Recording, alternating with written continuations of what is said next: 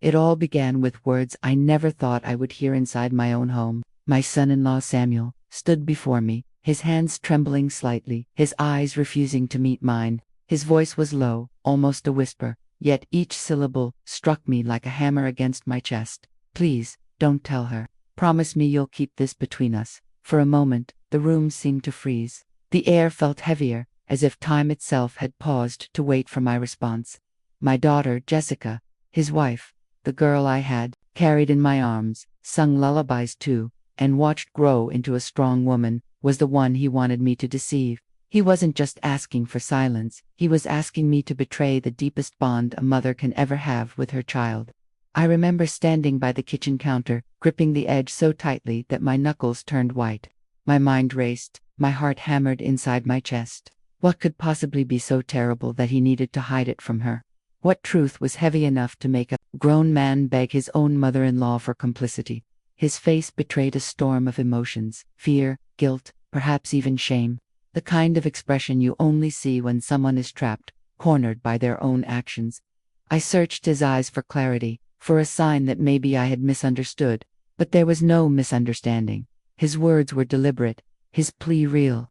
And in that instant, I knew I had been pushed into the center of a moral battlefield. Because if I stayed silent, I would become an accomplice, but if I revealed the truth, I risked shattering my daughter's trust, her marriage, maybe even her entire life. The weight of that choice pressed down on me like chains around my chest. How do you decide when both silence and truth carry devastating consequences? I could hear Jessica humming faintly upstairs, completely unaware of the storm brewing beneath her roof. My eyes returned to Samuel, and for a brief moment, I saw the boyish charm that had once made me believe he would take care of her, protect her, honor her. Now, all I could see was a man with a secret, a man desperate to bury something so deep that even his wife must never know. And so, in the quiet of that room, I was left with the impossible, a choice between loyalty to my daughter, or carrying a burden that was never mine to bear. To understand the weight of Samuel's request, you need to understand my family. From the outside, we looked like the perfect picture. Jessica and Samuel had been married for almost 10 years, raising 2 beautiful children together, building a life that anyone would call blessed. Family dinners were filled with laughter, photographs lined the hallway walls, and the smell of Sunday roasts often drifted out of our kitchen window. A silent announcement to the neighborhood that we were together, united, unshaken. But pictures don't tell the whole story. Behind every smile, there is a truth only those inside the home can feel. Jessica adored Samuel.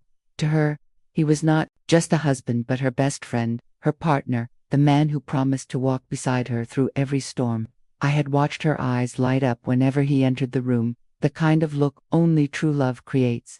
And perhaps that's why his words that day cut me so deeply, because I knew how fragile her world would become if the truth ever surfaced. As her mother, I had always carried this invisible duty to protect her, to keep her safe even when she was grown, even when she had her own family. There's something unexplainable about motherhood. No matter how old your children get, the urge to shield them never fades. And yet here I was, asked to be part of the very thing that could wound her most.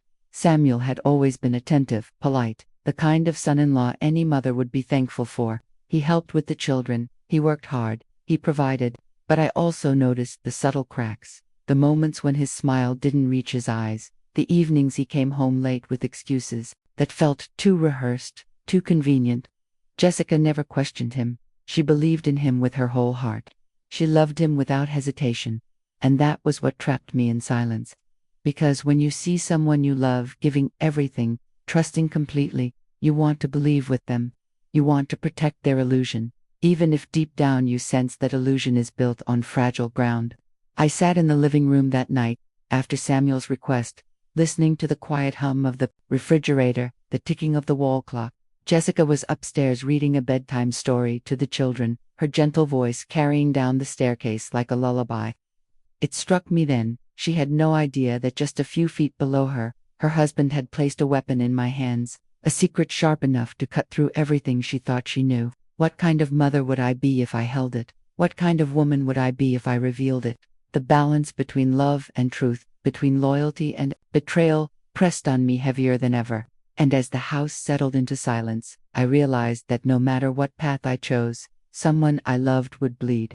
The night Samuel came to me with his request is burned into my memory like fire on skin. He waited until Jessica was upstairs, tucking the children into bed, before cornering me in the kitchen. His voice was low, urgent, almost trembling, but it wasn't fear I saw in his eyes. It was calculation.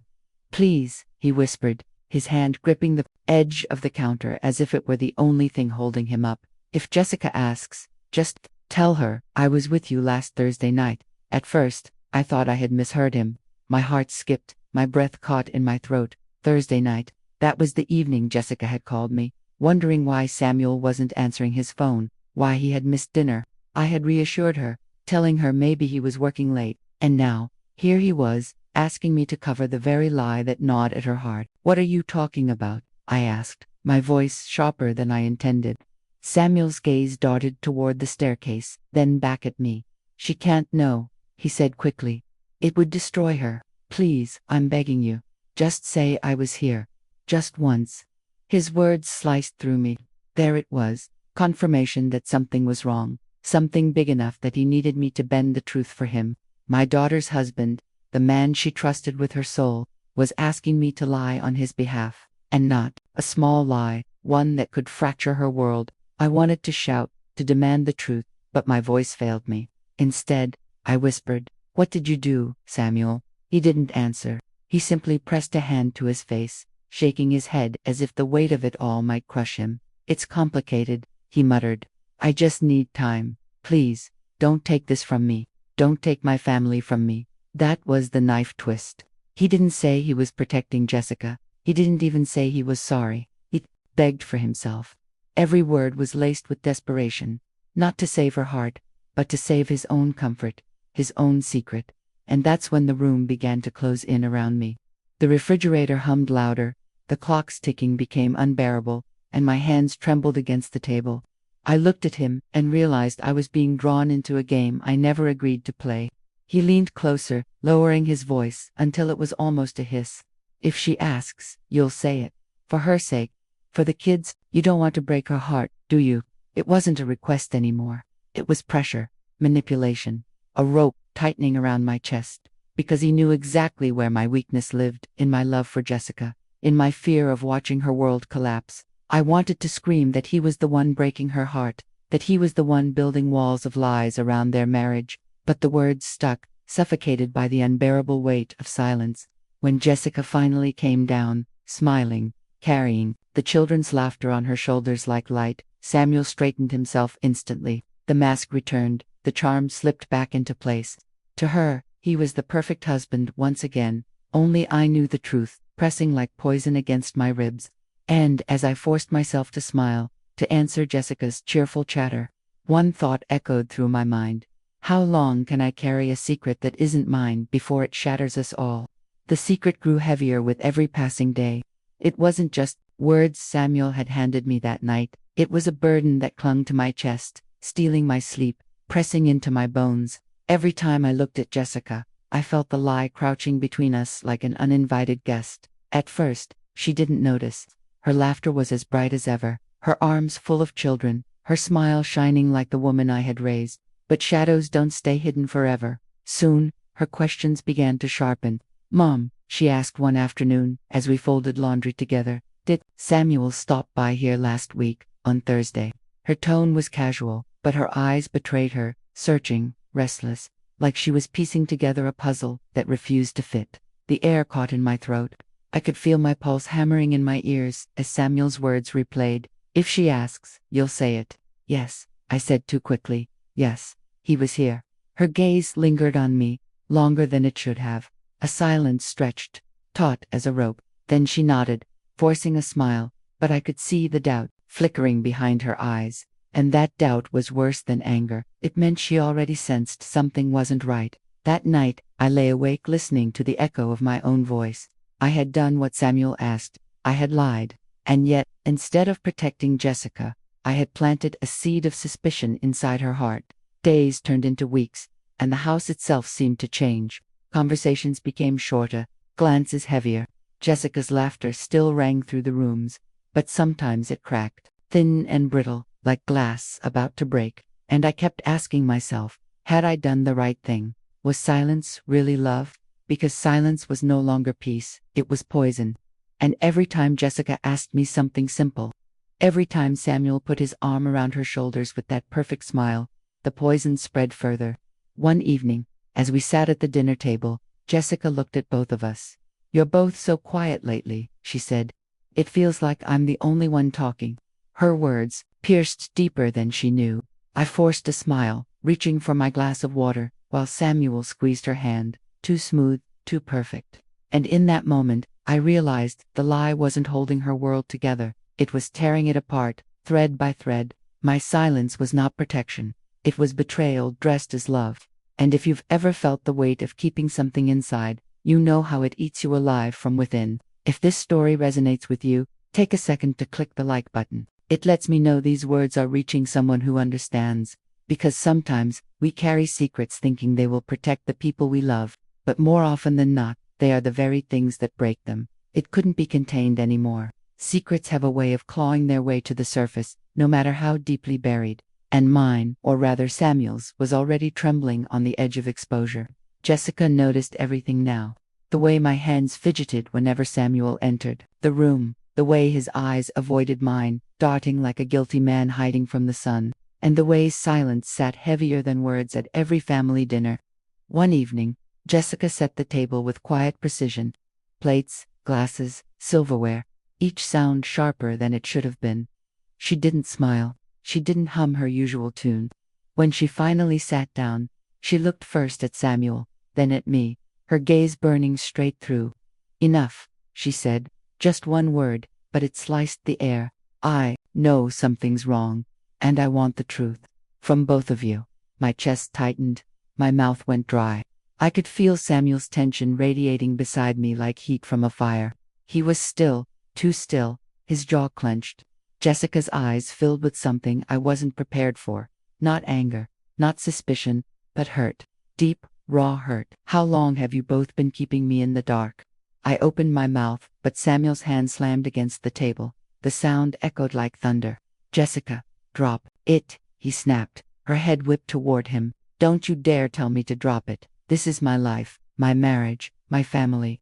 Her voice cracked, and suddenly the walls of the house felt too close, the ceiling too low, as if the whole room was folding under the weight of what had been left unsaid. I couldn't breathe.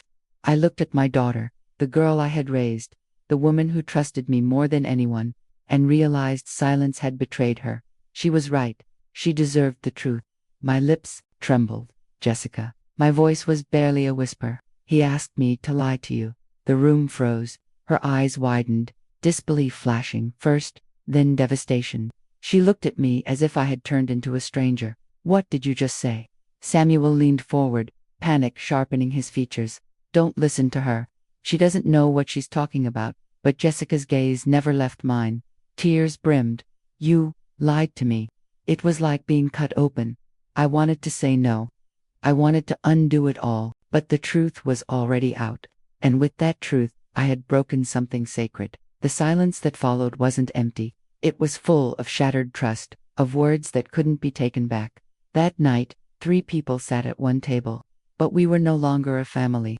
We were strangers, bound together by lies, staring into the wreckage we ourselves had created. The hours after that confrontation stretched endlessly, like time itself had broken. Jessica locked herself in her room, the sound of her sobs bleeding faintly through the walls. Samuel stormed out of the house, slamming the door so hard it rattled the windows. And I sat at the kitchen table, staring at the empty plates we had left behind, unable to move. The silence was unbearable. A silence not of peace, but of ruin. It wasn't the kind of quiet that comforts. It was the kind that screams. Every corner of the house seemed to echo with the weight of betrayal. My hands still trembled, remembering the look on Jessica's face, the look of a daughter who had just realized her mother was not who she thought she was. I pressed my palms against my temples, whispering into the emptiness, "What have I done?" The truth had come out, yes, but at what cost? I had protected Samuel for far too long, and in doing so, I had sacrificed the trust of the one person who mattered most to me, my daughter, my blood. I tried to knock on Jessica's door later that night. Sweetheart, please, let me explain. But the only answer was silence. No footsteps, no voice, just the cold wall between us. That rejection pierced deeper than any scream could. When morning came, the house was lifeless. Jessica didn't join me for breakfast.